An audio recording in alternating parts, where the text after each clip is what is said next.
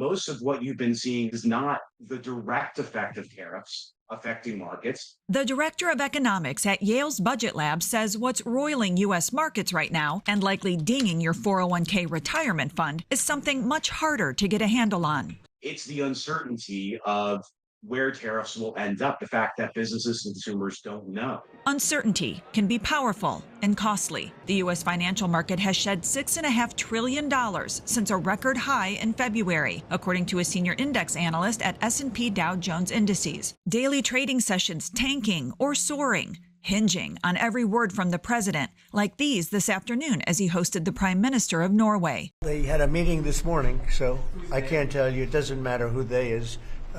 We may reveal it later, but they had meetings this morning, and we've been meeting with China. But deal making without details only fuels costly uncertainty. We estimate that these tariffs to date will cost the average American family $4,900 a year. Potentially hard news to digest amid other economic reports out today. The Labor Department's advanced figure for initial unemployment claims hit 222,000 for the week ending April 19th, 6,000 over the previous week's revised level. Existing home sales dropped nearly 6% in March from February, says the National Association of Realtors, the weakest March pace since 2009. And the median cost of those homes rose to over $403,000 last month, a March record, says the NAR.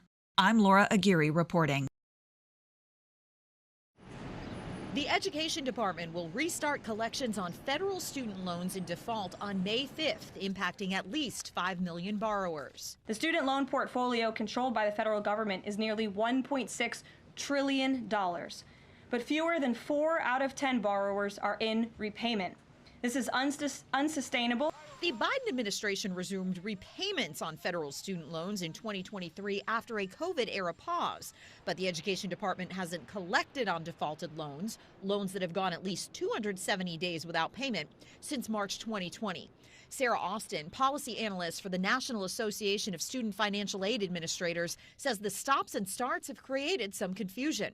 With the long pause on payments, as well as that on-ramp after the repayment pause, there has just been a lot of borrowers who are not used to the repayment landscape. The Trump administration will also restart the Treasury Offset Program, which collects debts by garnishing federal and state payments like tax refunds. By this summer, the Education Department said a borrower's wages could be garnished.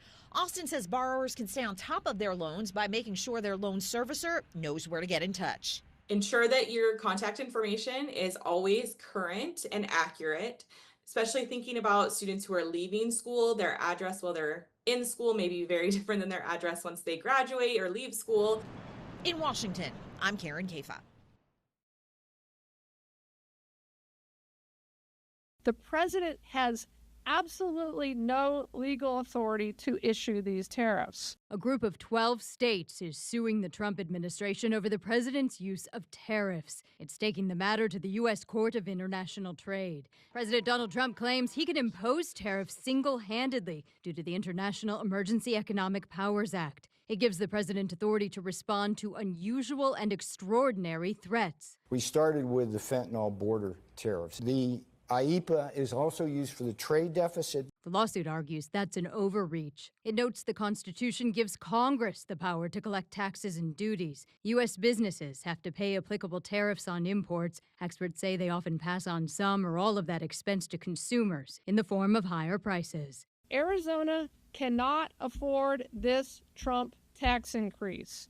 And make no mistake, no matter what Orwellian doublespeak the White House uses, tariffs are taxes. The lawsuit comes as Trump is warning negotiations during his 90-day pause on so-called reciprocal tariffs might not last 90 days in some cases. He says he might have some rates settled in 2 or 3 weeks. We're going to have great deals. And by the way, if we don't have a deal with a company or a country, we're going to set the tariff. I'm Amy Kiley reporting.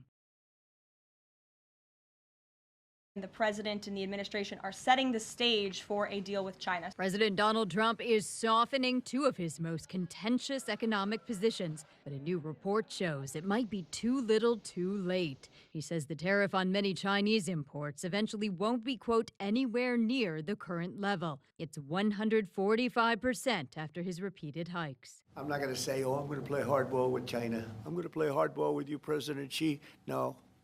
We're going to be very nice. Trump also appears to be walking back his social media post that says the Federal Reserve Chair's termination can't come fast enough. I have no intention of firing him. I would like to see him be a little more active in terms of his idea to lower interest rates. The change of tone follows yesterday's grim report from the International Monetary Fund.